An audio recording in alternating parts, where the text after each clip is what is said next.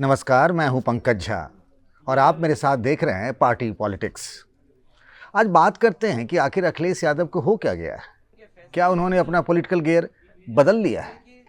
ये बात इसीलिए कही जा रही है क्योंकि यूपी विधानसभा के उपचुनाव को लेकर मामला कुछ ऐसा ही हो गया है। अभी जब हाल में लोकसभा के चुनाव हुए तो 63 में से सिर्फ 4 मुस्लिम उम्मीदवार समाजवादी पार्टी ने दिए थे, लेकिन जब बात 9 सीटों पर 9 विधानसभा के सीटों पर उपचुनाव की आई तो अखिलेश यादव ने 4 दे दिए टिकट मुस्लिम उम्मीदवारों को। 4 लोकसभा चुनाव में भी 63 में और विधानसभा के उपचुनाव में 9 में से 4। तो क्या अखिलेश यादव को लग रहा है कि उनका मुस्लिम वोट बैंक कहीं बढ़ सकता है? क्योंकि बीएसपी इसी कोशिश में लगी है। हालांकि लोकसभा चुनाव में बीएसपी ने 20 मुस्लिम उम्मीदवार दिए थे, लेकिन कोई जीत नहीं पाया। दूसरी तरफ 4 ही टिकट दिए अखिलेश यादव ने पिछले लोकसभा चुनाव में और चारों उनके जीतकर लोकसभा पहुंच गए थे। अफजाल अंसारी, इकरा हसन, रामपुर से मोहिबुल्लाह नदवी और संभल से जियाउर रहमान बर्क। दिलचस्प मामला ये भी है कि असदुद्दीन ओवैसी जो यूपी में लोकसभा चुनाव तो नहीं लड़े, लेकिन इस बार विधानसभा के उपचुनाव में उन्होंने एंट्री मार ली है। 3 सीटों पर उन्होंने उम्मीदवार उतारे हैं, 2 मुस्लिम डोमिनेटेड सीट्स पर भी।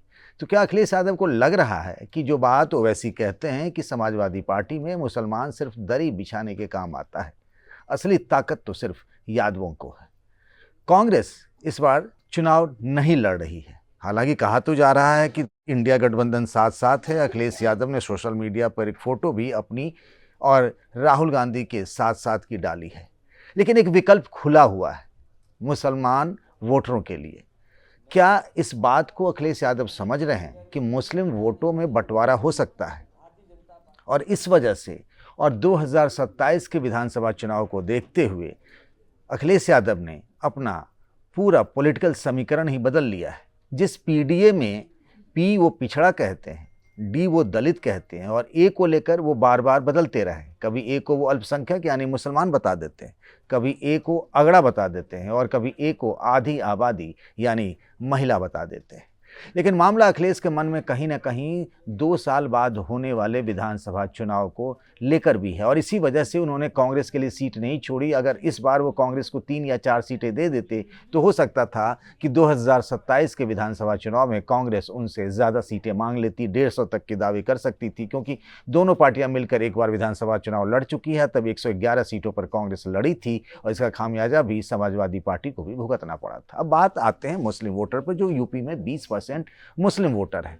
मुसलमानों की पहली पसंद भले ही समाजवादी पार्टी कही जाती रही हो, लेकिन मुसलमान वोटरों का वोट करने का ट्रेंड बदलता रहा। 2007 में मायावती के साथ चले गए थे। 2009 के लोकसभा चुनाव में जब मुलायम सिंह यादव ने कल्याण सिंह से हाथ मिला लिया था तो मुस्लिम वोटरों ने कांग्रेस को अपनी पहली पसंद बना लिया था। तो ये कहना ठीक नहीं होगा कि मुस्लिम वोटर जो हैं वो समाजवादी पार्टी को ही वोट करे, उनके पास कोई विकल्प नहीं बचता है। ऐसी सूरत हाल नहीं है और इसीलिए अखिलेश यादव को लगता है, क्योंकि लोकसभा चुनाव में ये था कि इंडिया गठबंधन की सरकार बनेगी, तो मुसलमानों के पास कोई विकल्प नहीं था। मुस्लिम वोटर एकजुट होकर के, और चूंकि उस वक्त कांग्रेस और समाजवादी पार्टी मिलकर चुनाव लड़ रही थी, इसीलिए उन लोगों ने बीएसपी की तरफ तो देखा भी नहीं। बीएसपी के 20 मुस्लिम उम्मीदवारों की तरफ उन्होंने नहीं देखा, लेकिन 4 के 4 समाजवादी पार्टी के जीत गए।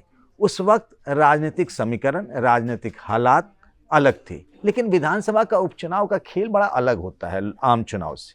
यहाँ कोई सरकार बदलने और बिगड़ने वाली तो है नहीं बीजेपी की। अगर 10 सीटें जीत भी लेती है, 9 सीटें जहाँ चुनाव हो रहे हैं इंडिया गठबंधन यानी समाजवादी पार्टी, तो भी क्या फ़र्क पड़ता है जी? योगी आदित्यनाथ यानी बीजेपी की सरकार तो बनी ही रहेगी। तो इसीलिए ना लोकल इश्यूज हो जाते हैं। तो यहाँ मुसलमानों के लिए बीजेपी को हर हाल में हराना है, वो वाली बात नहीं रहती है। इसीलिए हो सकता है कि अखिलेश यादव के मन में उलझन हो, और जो उन्होंने लोकसभा चुनाव में प्रयोग किया था कि इस तरीके से हालात ना हो कि मुसलमानों को ज़्यादा टिकट देने से सांप्रदायिक ध्रुवीकरण ना हो, इसीलिए उन्होंने 4 ही मुस्लिम दिए और 5 यादव दिए, क्योंकि उनको लगता था कि फिर से एक बार एमवाई एक तरफ हो जाएंगे और दूसरे बिरादरी के लोग एक तरफ हो जाएंगे, जैसा 2014 के चुनाव में हुआ लोकसभा, 2017 के विधानसभा चुनाव में हुआ, 2019 के लोकसभा चुनाव में हुआ, 2022 के विधानसभा चुनाव में हुआ और समाजवादी पार्टी ये चारों चुनाव हारी, क्योंकि उनकी बात एमवाई यानी मुस्लिम यादव से आगे नहीं बढ़ पाई। तो क्या एक बार फिर से अखिलेश यादव को लगता है कि मुसलमान कहीं छिटक न जाए, इसीलिए उन्होंने 4 सीटों पर मुस्लिम उम्मीदवार उतार कर इन मुस्लिम नेताओं के मन में जो एक राजनीतिक इच्छा पनपी है।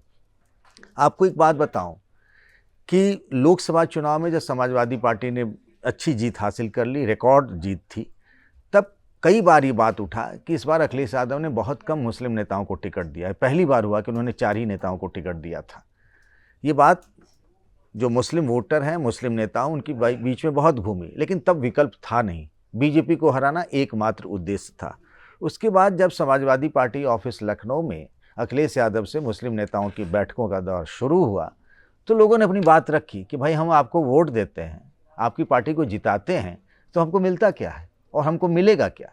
अखिलेश यादव ने कई लोगों को कहा कि 2027 के विधानसभा चुनाव के लिए अभी से तैयारी शुरू करनी है, लेकिन हम आपको टिकट बहुत ज़्यादा नहीं देंगे। उसके पीछे की वजह ये थी कि फिर बीजेपी एक तरीके से सांप्रदायिक ध्रुवीकरण करा देगी, कम्युनल पोलराइजेशन हो सकता है। उस हालात में पूरा हिंदू वोट एक तरफ हो जाता है और मुस्लिम और यादव एक तरफ हो जाते हैं।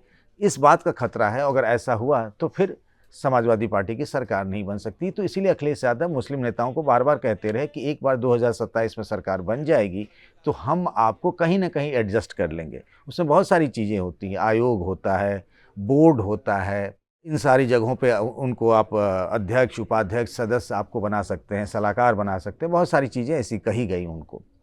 लेकिन मुस्लिम नेताओं में बेचैनी बढ़ती जा रही है और इस वजह से हो सकता है अखिलेश यादव ने अपना जो प्लान है, अपनी जो स्ट्रैटेजी है वो बदली है और इस बार 4 सीटों पर उन्होंने उम्मीदवार मुस्लिम दे दिया है।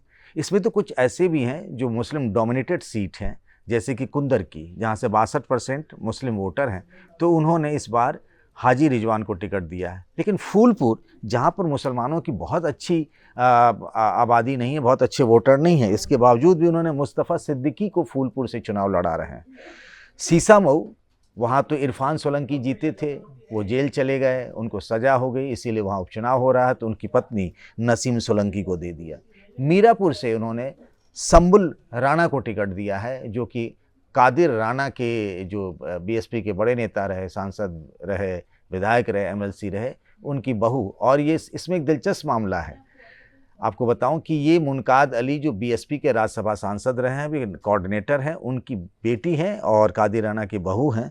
संबुल राणा को उन्होंने टिकट दिया है।